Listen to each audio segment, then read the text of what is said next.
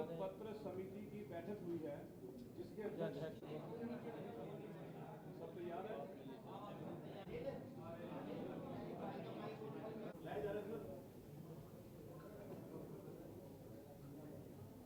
On ground और online दोनों तरह से एक सप्ताह भर के समय में घोषणा पत्र के लिए हरियाणा भर में सुझाव एकत्रित करेंगे। इसके लिए आज एक वैन यहाँ से शुरू हो रही है इस जिले के लिए, पंचकुला जिले के लिए। ऐसे ही 22 के 22 जिलों में वैन जाएगी, हर एक ब्लॉक तक जाएगी और सभी ब्लॉक केंद्रों तक पहुंचकर सुझाव वैन के माध्यम से एकत्रित किए जाएंगे। माननीय मुख्यमंत्री जी आज यहाँ उस वैन को झंडी दिखा के रवाना करेंगे। एक सुझाव की पेटी बीजेपी के जितने भी कार्यालय हैं उन सभी कार्यालयों में भी रखी जाएगी। जितने लोग कार्यालयों में आते हैं वो वहाँ पर भी सुझाव दे सकते हैं। जो संकल्प पत्र की हमारी कमेटी है वो कमेटी हर जिले का प्रवास करेगी और उसमें ड्यूटियाँ लगाई गई हैं जिला अनुसार भी और उसमें सब्जेक्ट अनुसार भी, जिसकी जानकारी मैं आपको दूंगा। 22 के 22 जिलों में 28 अगस्त तक वो प्रवास करके आएंगे। अगली बैठक इसकी 29 अगस्त को होगी। ऑनलाइन एक QR कोड सब जगह दफ्तरों में, बाकी जगह सोशल मीडिया के माध्यम से उपलब्ध कराएंगे, जिसके माध्यम से सुझाव का पेज खुलेगा तो QR कोड का प्रसार किया जाएगा। अखबारों में भी उसका प्रसार करेंगे, जो भी वो देना चाहे दे सकता है। इसी प्रकार से एक नंबर, मिस कॉल का नंबर, जिसके माध्यम से एक लिंक उसको भेजा जाएगा मिस कॉल देने के बाद, और उस मैसेज के माध्यम से उसको सुझाव का पेज खुल जाएगा।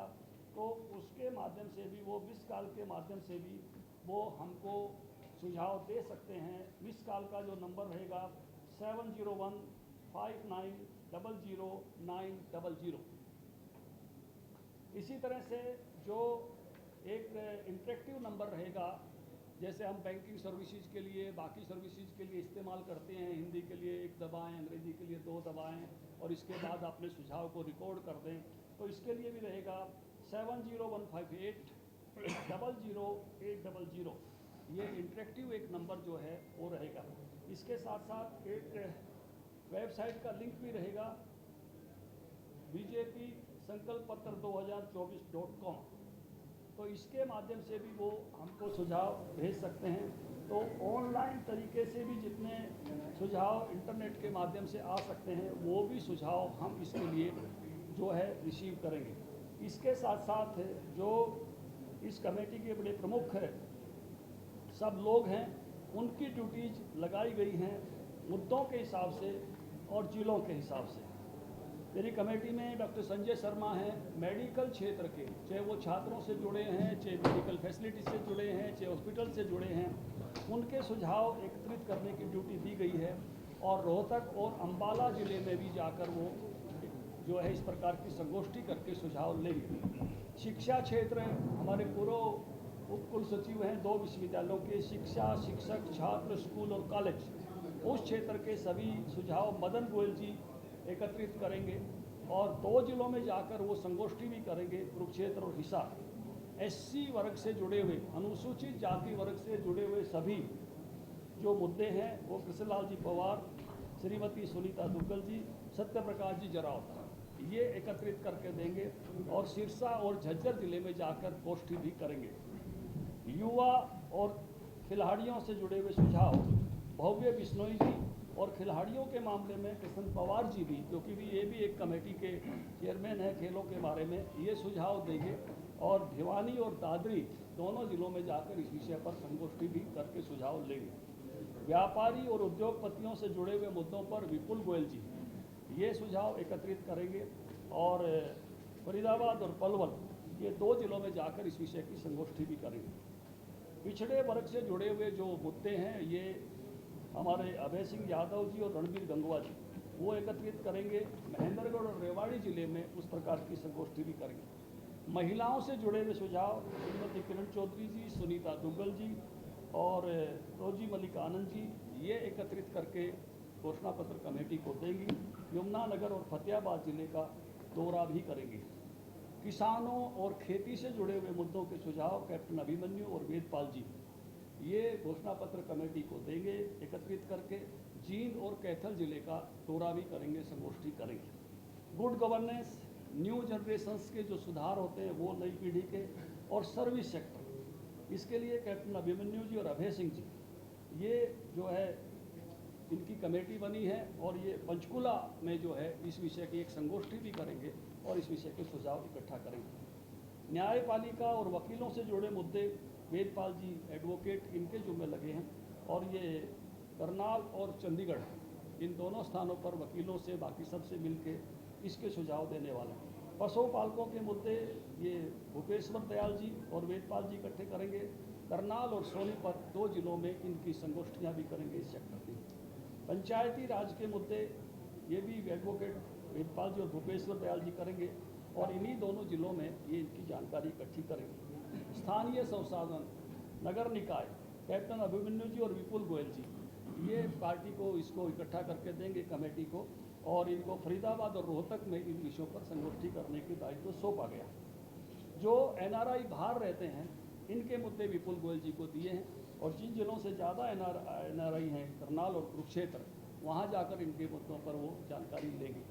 इसी प्रकार से जो बाहर से आए हुए लोग हरियाणा में काम करते हैं, पूर्वांचल से, उत्तराखंड से, मध्य प्रदेश, छत्तीसगढ़ से, वो जानकारी भूपेश्वर दयाल जी इकट्ठा करेंगे।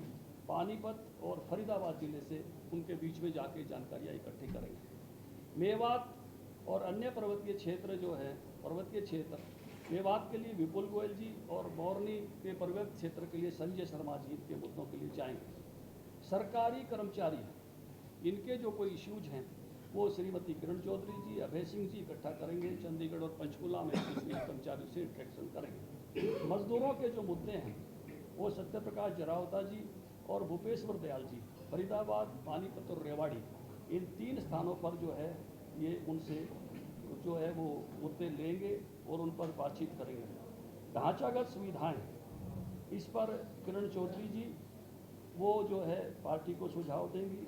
पर्यावरण के मुद्दे, इसमें भव्य बिश्नोई और सुनीता दुग्गल जी, और ये इस विषय में पार्टी को सुझाव देंगे। पूर्व सैनिक कैप्टन अभिमन्यु जी इस विषय पर जो है पार्टी को वो इस विषय पर भी पूर्व सैनिकों के साथ इंटरेक्शन करके सुझाव देंगे। तो ऐसे सब बड़े नेताओं की अलग अलग मुद्दों के लिए ड्यूटी लगाई गई है, और वो अलग अलग ज़िलों में जाकर एक सप्ताह भर के समय में 28 तारीख तक का समय, 28 अगस्त तक का दिया गया है। 29 अगस्त को फिर रोहतक में इस घोषणा पत्र कमेटी की दूसरी मीटिंग होगी। जब ये सुझाव लेने के लिए जाएंगे तो इस सेक्टर में काम करने वाले हमारे सभी मोर्चे और प्रकोष्ठ और विभाग जो काम करते हैं उनके माध्यम से भी इन विषयों के सुझाव एकत्रित करेंगे, जिससे बड़े से बड़े आम जनता से भी करेंगे, और हमारे जो भिन्न भिन्न ऐसे अंग हैं जो पार्टी के, उनके सामने भी जो इश्यूज आते हैं वो भी करेंगे।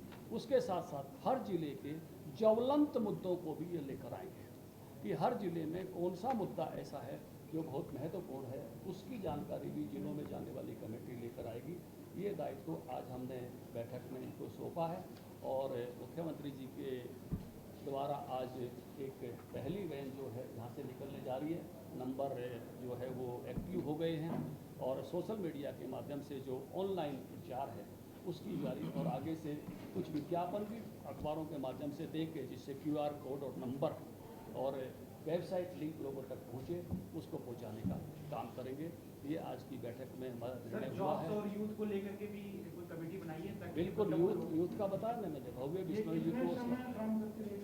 ये अभी 7 दिन का समय सबको दिया है, क्योंकि आपको पता है चुनाव बड़ा नज़दीक है। तो 29 तक ये सुझाव आ जाएं। 29 को अगली बैठक होगी। फिर कुछ समय उन सुझावों को छांटने में, कैटेगरी वाइज रखने में, उनका वो सुझाव बजट में समा जाएं, और उनका एक टाइम टेबल भी बने कि कौन सी चीज़ को कब पूरा करेंगे। इस बार के घोषणा पत्र में हम इस रास्ते पर आगे बढ़ना चाहते हैं, क्योंकि बहुत सारी पार्टियां ऐसे घोषणा पत्र लेके आती हैं जो संसाधनों में नहीं समा सकते। जैसे पीछे हमने देखा कांग्रेस पार्टी ने खटाखट तो अगर 80 करोड़ परिवारों को अगर फ्री अनाज जा रहा है तो 80 करोड़ लोगों को तो 16 करोड़ तो परिवार होंगे, 16 लाख करोड़ रुपया चाहिए और देश के बजट का 1/3 पैसा वो बनता है, तो कौन दे सकता है? देश के बजट में इस बार केवल 11 लाख करोड़ रुपया जो है पूंजीगत व्यय था, ये जो विकास के काम आने वाला था, तो इतना पैसा खुला ही नहीं है।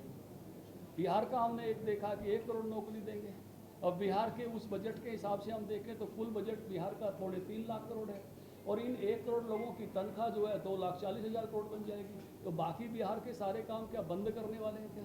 तो बहुत सारी पार्टियां संसाधनों के गैर समानुपाती घोषणाएं करती हैं, जन आदेश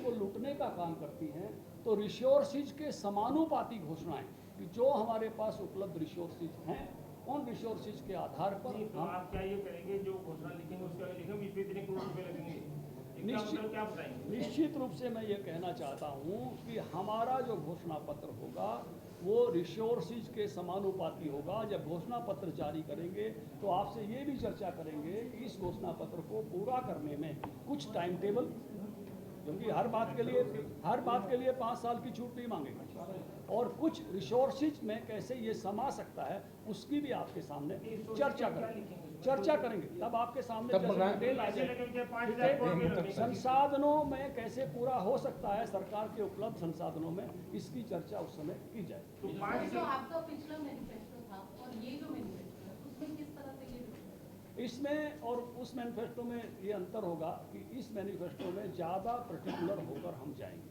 तो उसमें ज़्यादा पर्टिकुलर होंगे, चीज़ों को ज़्यादा कंक्रीट रूप से सामने रखने का काम करेंगे कि क्या क्या किस किस तरह से किया जा सकता है जर्नल घोषणाओं की तुलना में, तो ज़्यादा पर्टिकुलर ये जो है घोषणा पत्र होगा।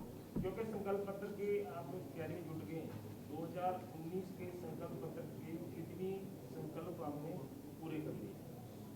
ये जिसको मैं कहूँगा कि इन जनरल तो मैं कहूँगा कि हमने सभी काम को पूरा किया है, लेकिन क्वांटिटिव मात्रा में कई बार नापने का विषय अलग हो जाता है, लेकिन जिनको आप कहोगे कि जो घोषणाएं जो थी वो लगभग पूरी की। सर जो बच गई है 28 को देंगे कि 28 से पहले भी दे सकती है? नहीं, सुझाव तो लोग हमेशा देते रहेंगे। 28 तारीख तक तो इस कमेटी को प्रवास करने की और वैन्स को घूमने की ड्यूटी दी है, जिससे 29 तारीख को ये अपना काम निपटाकर आगे आ जाएं और 29 को हमारे को वो भी मिल जाए कि सुझाव कितने हज़ार की संख्या में आए हैं और कमेटी अपना काम करके अपनी रिपोर्ट लेकर आ जाएं।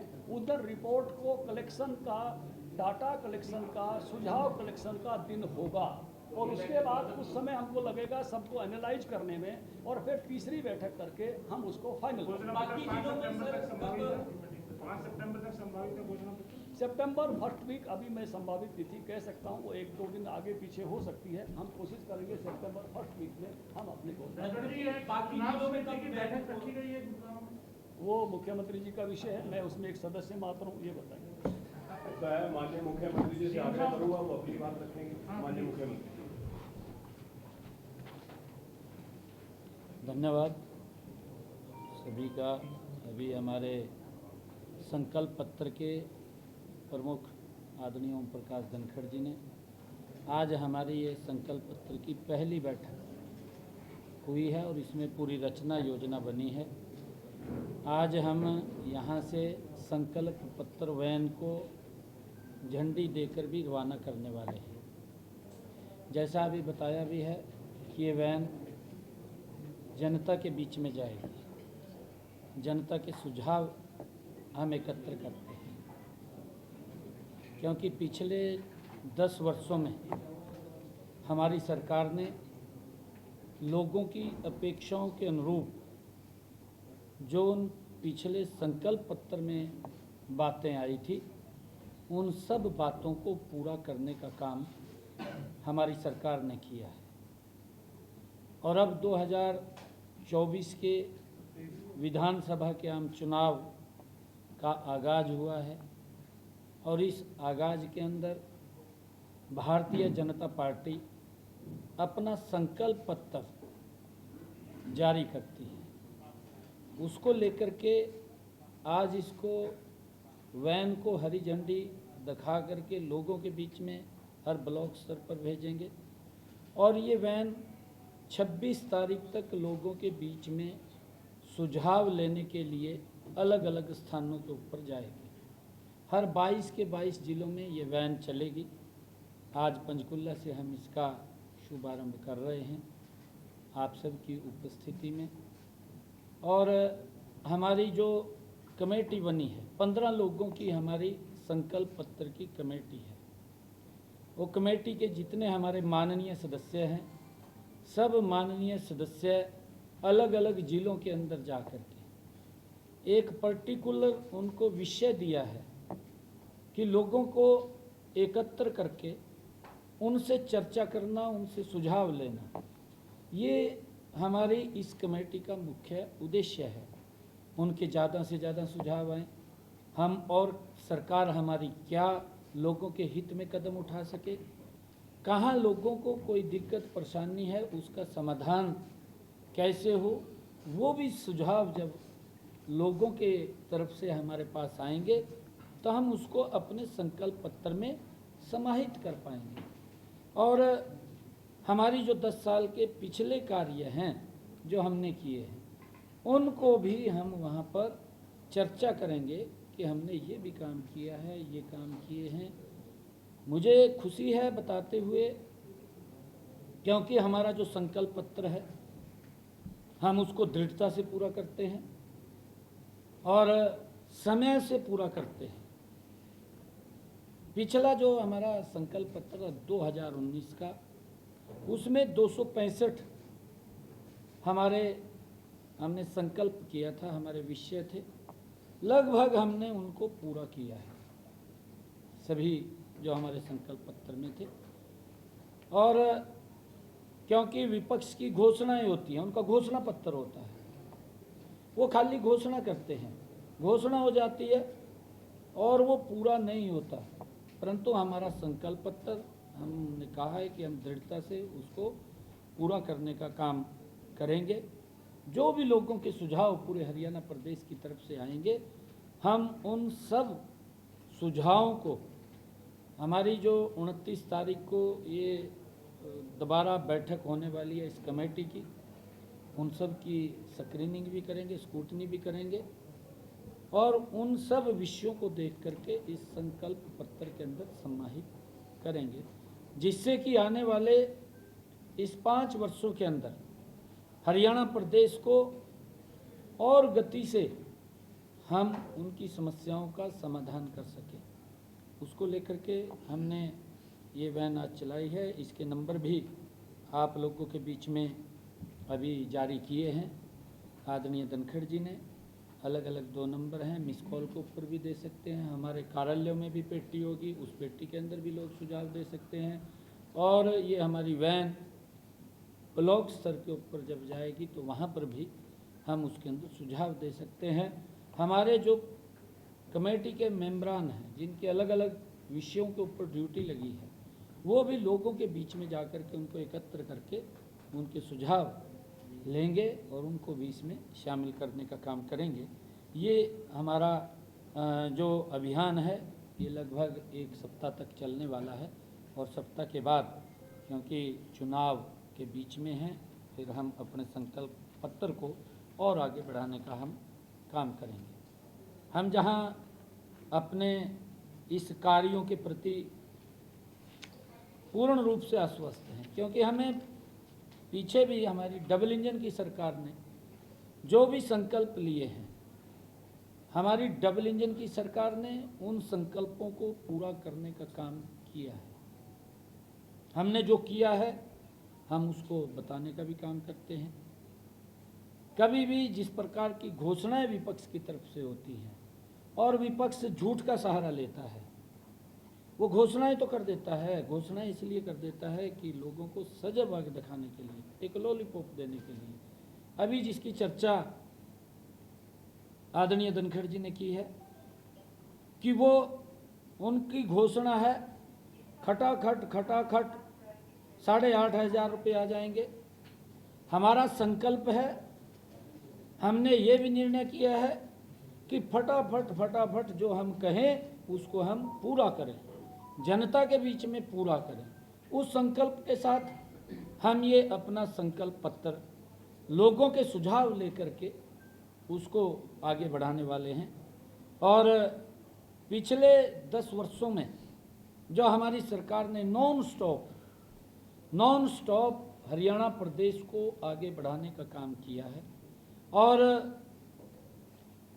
अगर हम पूर्ववर्ती सरकारों के राज में देखें, उनके राज के अंदर केवल भ्रष्टाचार नजर आता है, दबंगों का राज होता हुआ दिखाई देता है और एक ही क्षेत्र का क्षेत्रवाद दिखाई देता है कि एक ही क्षेत्र का विकास हो रहा है और पूरा का पूरा प्रदेश उससे मनहूस दिखाई देता है कि वहाँ पर विकास दिखाई नहीं देता। लोग बोलते रहते हैं क्योंकि उनका घोषणा पत्र है, वो घोषणा पत्र में घोषणा करते हैं, घोषणा करके वो घोषणा ही रह जाता है, आपने देखा भी है। परंतु हम संकल्प पत्र के माध्यम से सबका साथ, सबका विकास और सबका प्रयास, सबका विश्वास लेकर के हमारी सरकार इस संकल्प पत्र को मजबूती से आगे बढ़ाने का काम वो करेगी। अगर हम देखें हरियाणा के अंदर, हरियाणा जो विकासशील प्रदेश में सोनिया गांधी के आंखों का तारा राहुल गांधी और भूपेंद्र हुड्डा का सितारा दीपेंद्र हुड्डा आपके सामने है। ये तारा और सितारा की जोड़ी है, दोनों की दो, आप लोग देख रहे हैं। ये तारा और सितारा की जोड़ी है कि सरकार चल सकती है, इन्होंने हरियाणा वासियों से कोई सरोकार नहीं है। ये क्योंकि कांग्रेस ऊपर स्तर के ऊपर राहुल गांधी को सेट करने में लगी हुई है और हरियाणा की कांग्रेस सरकार भूपेंद्र हुड्डा के बेटे को सेट करने में लगी। कोई मतलब नहीं है हरियाणा प्रदेश की जनता से। ये तो इन दोनों के, सोनिया गांधी का तारा और भूपेंद्र हुड्डा का सितारा, ये तारा सितारा के सरकार चलाने वाले लोग हैं। इस बात को भी हमने समझना चाहिए कि इनकी सोच क्या है और किस तरीके से ये प्रदेश को आगे बढ़ाने का काम करते हैं। परंतु हम अपने संकल्प पत्र के द्वारा लोगों तक सुविधाएं पहुंचे, लोगों को लाभ पहुंचे, लोगों को समस्याओं से निजात मिले। अगर हम पिछले शासन के दौरान देखें, क्योंकि कांग्रेस की घोषणाएं थी, घोषणा ये थी कि 24 घंटे बिजली देंगे। आप लोगों ने भी उसको प्रमुखता से उठाया क्योंकि आपके सामने उन्होंने बोला कि बिजली रैलियां तक की गई, परंतु 24 घंटे बिजली उपलब्ध हरियाणा प्रदेश के लोगों को नहीं हो पाई और लोग वो वैसा ही जीवन व्यतीत करते रहे क्योंकि घोषणा थी। परंतु हमारा संकल्प था, हमने अपने संकल्प को दृढ़ता से पूरा किया और हरियाणा प्रदेश के लोगों को 24 घंटे बिजली देने का काम हमारी सरकार ने किया। आज हमें इस बात का भी गर्व है कि हरियाणा प्रदेश के हर जिले को हमने अपने उस संकल्प को दोहराते हुए हर जिला को 4 लाइनिंग रोड से जोड़ने का काम किया है, लोगों के जीवन को सरल और सुगम करने का काम किया है। हम ये भी देखते हैं, जब मैं तारा सितारा की बात कर रहा हूँ, कि वो लोग जब वो घोषणा करते थे तो लोग एक गैस का सिलेंडर लेने के लिए 4-4 दिन तक लाइन में खड़े रहते थे। परंतु हमारा संकल्प था, हमारा ये संकल्प था कि हमने इस लाइन को ख़त्म करना है और माता को, बहन को कोई दिक्कत ना आए, उसके घर के अंदर गैस का सिलेंडर पहुंचाना है।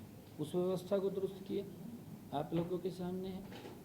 अब भी हम ये जो हमारा संकल्प पत्र है, जो आज हम यहाँ से झंडी दे करके इसको रवाना कर रहे हैं, हम लोगों के, जनता के सुझाव, मैं अपील भी लोगों से करूँगा कि आप ज़्यादा से ज़्यादा अच्छे सुझाव और जिस प्रकार का भी जैसा लोग बहुत प्रबुद्ध जन हरियाणा प्रदेश के अंदर एक से एक व्यक्ति बैठा है, सभी से मेरा आग्रह है कि अगर आपके अच्छे सुझाव हमारे तक इस वैन के माध्यम से, जो हमारी वैन, जो हमारी ये संकल्प पेटी हर जगह पर जाएगी, उस संकल्प पेटी के अंदर वो सुझाव अपने बहुमूल्य सुझाव देंगे, तो हम हरियाणा प्रदेश को आदरणीय नरेंद्र मोदी जी के दिशा निर्देश के अंदर और मजबूती से और सशक्त होकर के उसको आगे बढ़ाने का काम हम मजबूती से करेंगे, ताकि लोगों को किसी प्रकार की समस्या या दिक्कत जहाँ भी हो उसका समाधान हम कर सकें। मैं हरियाणा प्रदेश के जागरूक प्रबुद्ध जनों से ये निवेदन करूंगा कि वो अपने सुझाव इस हमारे एक सप्ताह जो ये संकल्प पत्र वैन जो घूमने वाली है ब्लॉक स्तर के ऊपर, जहाँ जहाँ भी आपको लगे उसके अंदर आप अपना बहुमूल्य सुझाव दें। और एक मिनट, और उसके अंदर जो हमने एक मिस कॉल नंबर भी दिया है, ये मिस कॉल नंबर है कि जो वेबसाइट के माध्यम से भी घर बैठे भी वो अपना मिस कॉल के माध्यम से सुझाव दे सकता है। जो आदरणीय धनखड़ जी ने अभी इसकी चर्चा की है कि 7015900900 इसके ऊपर मिस कॉल करेंगे तो इसका लिंक आएगा तो जो भी सुझाव इसके अंदर वो देना चाहे वो उसके अंदर लिखित रूप में दे सकते हैं। इससे अलग भी हमारे और भी कई ऐसे मंच हैं जिसके ऊपर अपने सुझाव दे सकता है, जैसे सोशल मीडिया के माध्यम से भी वो अपने सुझाव दे सकता है। नमो ऐप के माध्यम से भी वो अपने सुझाव भेज सकता है, उसको भी हम एक्सेप्ट करने का काम करेंगे। मिस कॉल का तो है ही है, और जो भी सुझाव उनके आएंगे उन सब को हम इस अपने संकल्प पत्र के अंदर समाहित कर सकें और उनके अनुसार हम ये संकल्प पत्र बने कि हरियाणा और विकास की ऊंचाइयों को छुए। उसके लिए हमारा संकल्प है कि हम हर व्यक्ति की, हरियाणा वासियों की हर वो जो समस्या है उस समस्या का समाधान हम इस संकल्प पत्र के माध्यम से निकाल सकें। और जब उनके सुझाव आएंगे हम उन सुझावों को भी समयबद्ध, समय से चरणबद्ध तरीके से भी उसको हम बाइफरकेट करने का काम करेंगे कि हम इतने कामों को इतने दिन में करेंगे, इतने कामों को इतने दिन में करेंगे। उसका सारा का सारा बाकायदा एक सिस्टम बनेगा कि नहीं तो इस प्रकार के भी लोग आते हैं, बोल जाते हैं, वोट लेकर के छूमंतर हो जाते हैं, दिखाई नहीं देते कई लोग, तो कहाँ चले गए कहाँ नहीं चले गए, इस प्रकार की स्थिति भी रहती है। परंतु जैसा अभी बताया भी गया है कि बजट के अनुरूप मेरी चादर तो है 1 फुट पैर पसारने की और मैं पसार लूँ 4 फुट, तो दिक्कत है कहीं ना कहीं। पब्लिक को भी दिक्कत आ जाएगी, व्यक्ति को भी दिक्कत आ जाएगी, सबको दिक्कत आ जाएगी।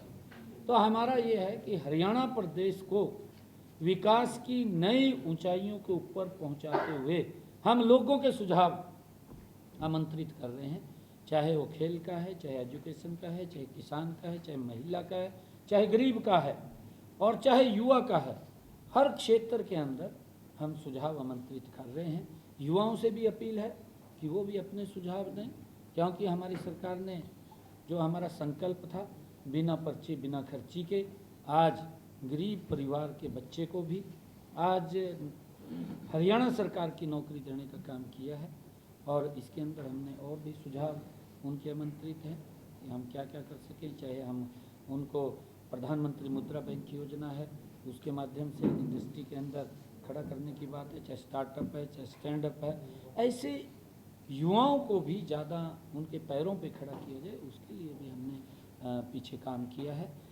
युवाओं से भी अपील है, क्योंकि हमारी जो जनरेशन है वो युवा है, और युवाओं से मैं अपील करूंगा कि वो आगे आकर के उसके अंदर अपने बहुमूल्य सुझाव दें ताकि हम उनके ऊपर काम कर सकें। आपने जो इतना फटाफट का बोला है कि हम तो फटाफट लागू करते हैं और दूसरे वाले को फटाफट बोल के चल जाता, कुछ नहीं आता है।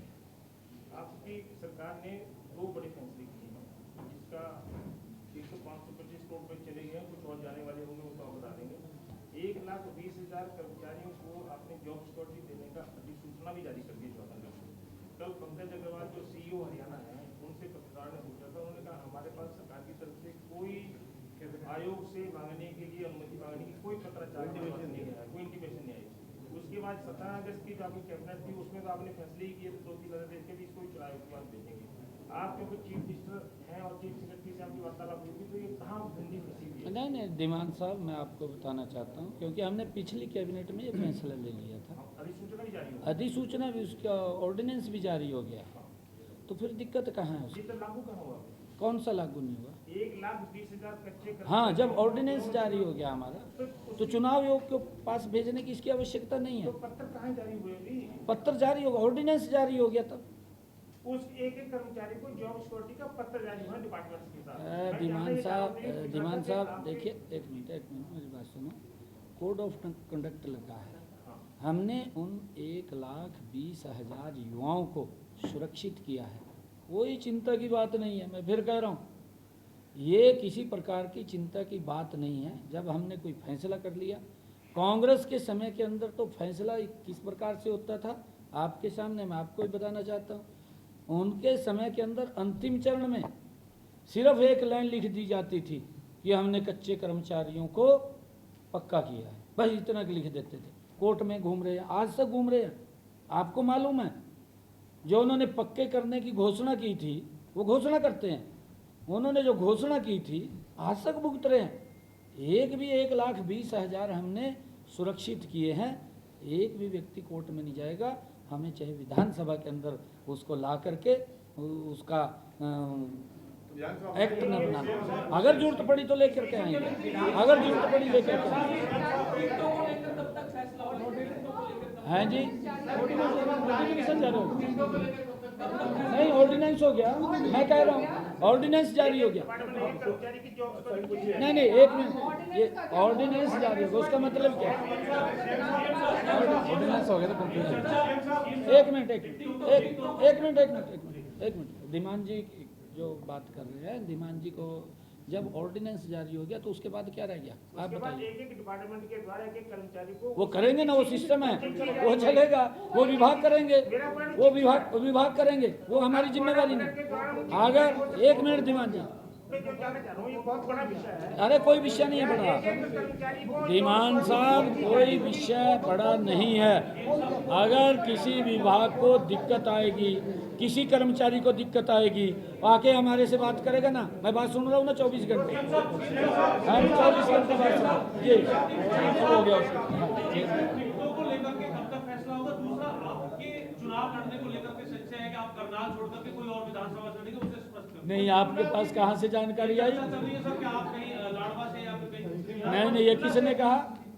ये हमारा पार्लियामेंट्री बोर्ड तय करेगा मैं कहाँ से चुनाव लड़ूंगा, ये मैं तय नहीं करूंगा। हमारा पार्लियामेंट्री बोर्ड ये तय करता है कि कहाँ से किसने चुनाव लड़ना है, ये व्यक्ति तय नहीं करता। हमारे यहाँ कांग्रेस के अंदर तो व्यक्ति को सीटें देते हैं, वो तय करता है भी ये लड़ेगा, ये लड़ेगा, और वहाँ पर घमासान है, एक मंच पर नहीं बैठ सकते। मुझे तो ऐसा महसूस हो रहा है कि हुड्डा वाली सीट पर सैलजा न तार दे, सैलजा वाली सीट पर हुड्डा न तार दे। यहाँ तक हालत खराब है कांग्रेस की, वो कहाँ हरियाणा प्रदेश का भला है?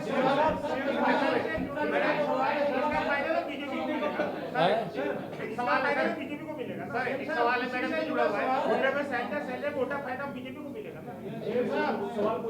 एक बात मैं कह रहा हूँ दिमान साहब, एक मिनट मैं भी पूछूंगा, दिमान साहब की बात कर रहा हूँ।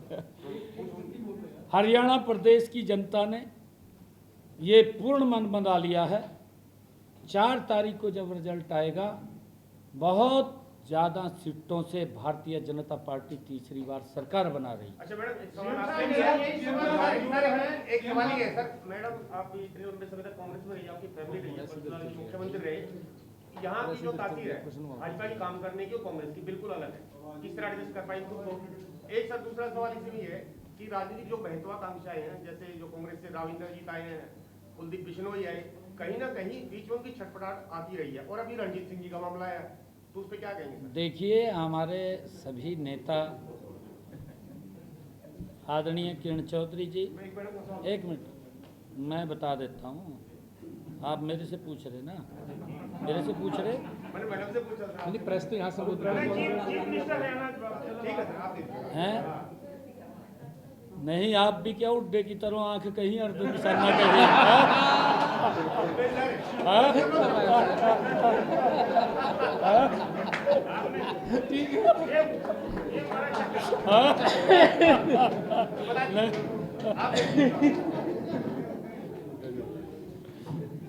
निकाय अनुसार में ये टाइम ले रहे हो सर, बता दो। देखिए, हमारे सभी सीनियर लीडरशिप है, किसी प्रकार की कोई दिक्कत, कोई समस्या नहीं है।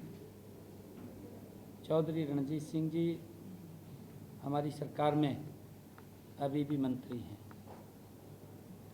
कोड ऑफ कंडक्ट लगा है अभी भी, क्योंकि जब तक 4 तारीख को रिजल्ट नहीं आता तब तक वो मंत्री हैं और कोई दिक्कत नहीं है, किसी प्रकार की कोई समस्या नहीं है। हमने कहा है कि पार्टी हमारे यहाँ तय करती है किसने क्या करना है, उसकी भूमिका तय होती है और जब किसी की भूमिका तय हो जाती है तो उसको वो सर्वमान्य मान करके आगे बढ़ता है।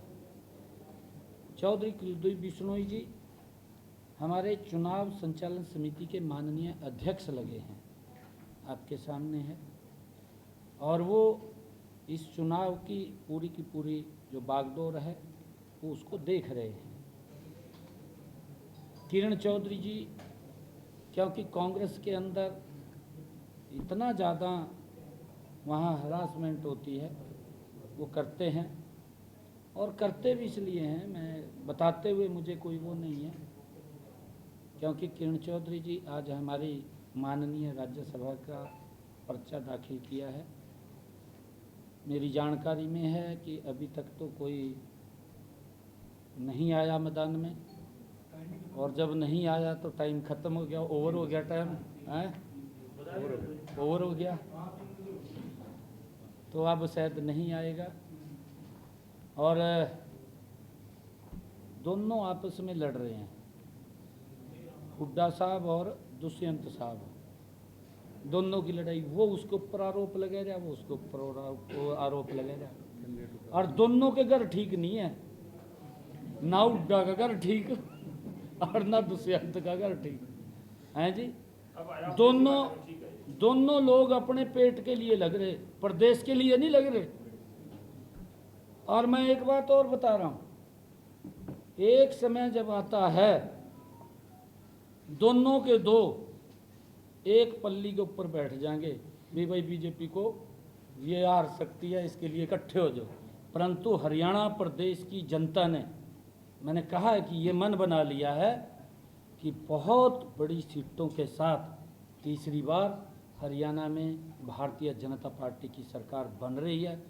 लोग हरियाणा के समझदार हैं, आपने इतिहास भी हरियाणा का देखा है कि केंद्र के अंदर जो भी सरकार बनी है हरियाणा के लोग उसके साथ चले हैं, क्योंकि हरियाणा के लोगों को इस बात के बारे में मालूम है कि हमने प्रदेश को विकास की नई ऊंचाइयों के ऊपर पहुंचाना है, और विकास नरेंद्र मोदी जी के नेतृत्व में गति से हरियाणा का हो रहा है, आगे भी होगा।